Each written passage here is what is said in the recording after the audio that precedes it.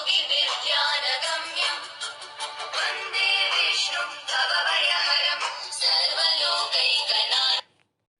राधे राधे। आज हम भक्तमाल की अगली श्रृंखला में जिन भक्त के बारे में बताने जा रहे हैं, भगवान के बहुत प्रिय भक्तों में से उनका नाम है श्री अम्बरीश जी। तो आइए अब बिना समय व्यर्थ गवाए शुरू करते हैं अम्बरीश जी की कथा। वैवस्व मनु के प्रपौत्र तथा राजर्षि नाभाव के पुत्र महाराज अम्बरीश जी संपूर्ण पृथ्वी के स्वामी थे और उनके ऐश्वर्य की संसार में कोई तुलना न थी। कोई मनुष्य भोगों के अभाव में वैराग्यवान बन जाए यह तो सरल है, किंतु धन दौलत होने पर पूरी सामग्री प्राप्त रहते वैराग्यवान होना महापुरुषों के ही वश का है और यह सब भगवान की कृपा से ही होता है।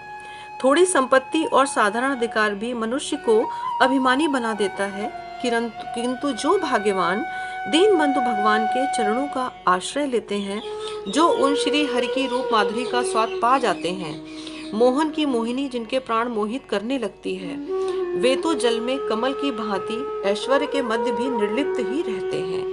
वैवस्व मनु के प्रपौत्र तथा राजर्षि नाभाव के पुत्र अम्बरीश को अपना ऐश्वर्य स्वप्न के समान असत जान पड़ता था।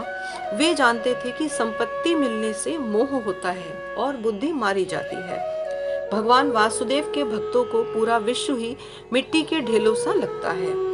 अम्बरीश जी ने अपना सारा जीवन परमात्मा के पावन पदों में ही लगा दिया था। जैसा राजा वैसी प्रजा।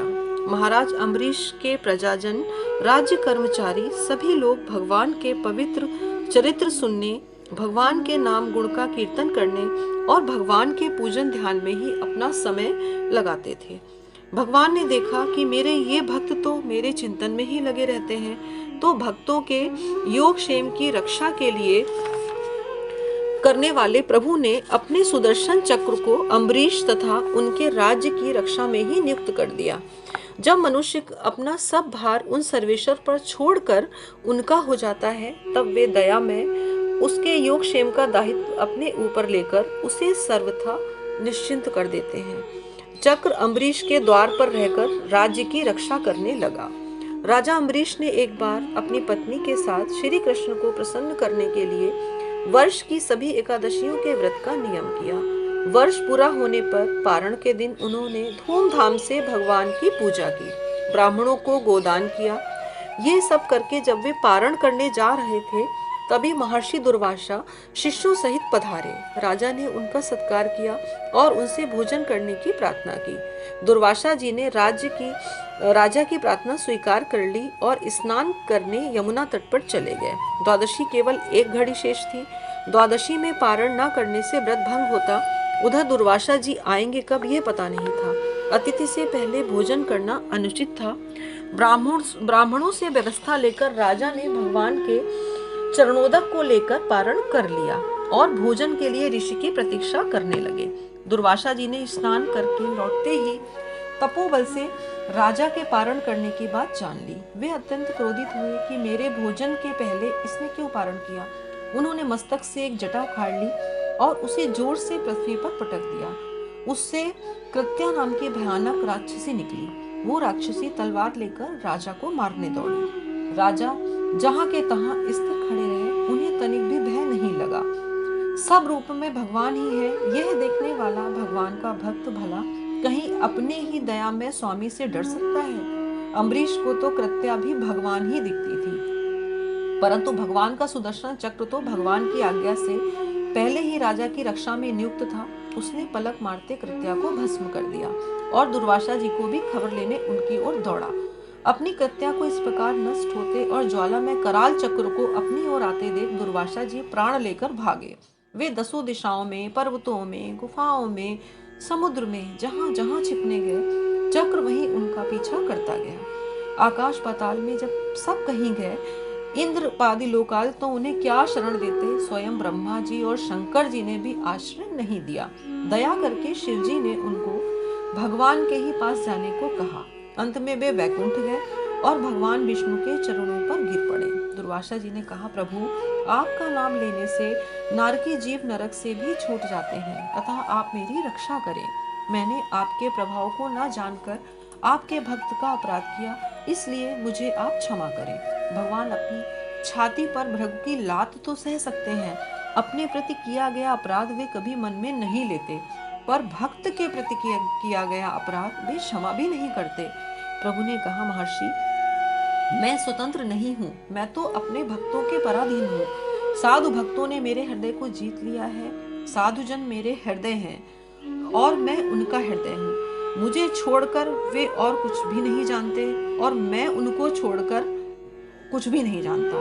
साधु भक्तों को छोड़कर मैं अपने इस शरीर को भी नहीं जानता और इन लक्ष्मी जी को, जिनकी एकमात्र गति मैं ही हूँ, उन्हें भी नहीं चाहता।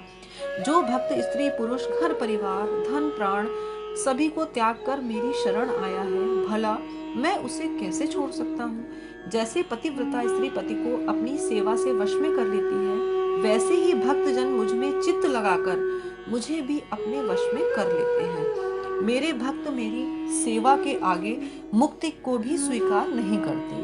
ऐसे भक्तों के तो मैं हमेशा अधीन हूँ। अतः ऋषिवर, आप उन महाभाग नाभातनय के ही पास जाएं, वही आपको शांति मिलेगी। इधर राजा अम्बरीश बहुत ही चिंतित थे। उन्हें लगता था कि मेरे ही कारण दुर्वासा जी को मृत्यु भय से ग्रस्त होकर भूखे ही भागना पड़ा। ऐसी अवस्था में मेरे लिए भोजन करना बिल्कुल उचित नहीं है।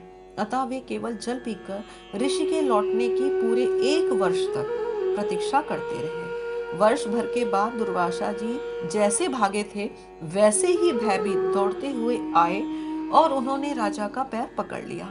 ब्राह्मण के द्वारा पैर पकड़े जाने से राजा को बड़ा संकोच हुआ। उन्होंने स्तुति करके सुदर्शन को शांत किया। महर्षि दुर्वासा मृत्यु के भय से छूटे। सुदर्शन का ताप उन्हें जला रहा था, वो शांत हुआ। अब प्रसन्न होकर वे कहने लगे, आज मैंने भगवान के दासों का महत्व देखा। राजन, मैंने तुम्हारा इतना अपराध किया, पर तुम मेरा कल्याण ही चाहते हो। जिस प्रभु का नाम लेने से ही जीव समस्त पापों से छूट जाता है, उन श्री हरि के भक्तों के लिए कुछ भी कार्य शेष नहीं रह जाता। राजन, तुम बड़े दयालु हो। मेरा अपराध न देखकर तुमने मेरी प्राण रक्षा की। अम्बरीश के मन में ऋषि के वाक्यों से कोई अभिमान नहीं आया। उन्होंने इसको भगवान की कृपा ही समझा। महर्षि के चरणों को प्रणाम करके बड़े आदर से राजा ने उन्हें भोजन कराया। उनके भोजन करके जाने के पश्चात उन्होंने वो पवित्र अन्न प्रसाद रूप में लिया। बहुत समय तक परमात्मा में मन लगाकर प्रजा पालन करने के पश्चात अम्बरीश जी ने अपने पुत्र को राज्य सौंप दिया और वो भगवान वासुदेव में मन लगाकर वन में चले गए।